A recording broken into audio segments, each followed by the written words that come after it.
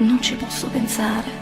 Se avessi ancora una vita davanti a me, la passerei a raccontare questa nostra storia, per far capire cosa vuol dire quando la verità si concede solo all'orrore. Ma che verità è mai questa? Sentenza di morte. Morte che cresce nel mio sangue e si nutre di dolore. Dai, ti prego, andiamo via.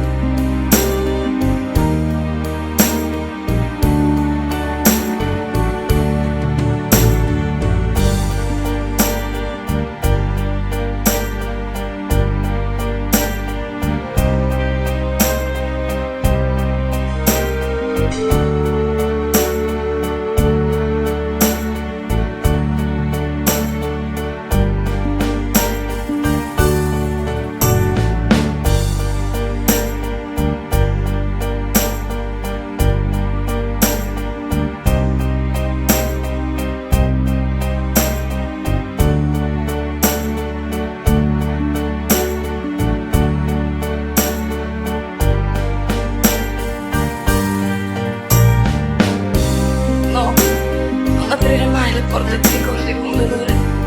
Pensa solo che se tutto ciò non fosse accaduto, la nostra vita sarebbe stata piena di serenità.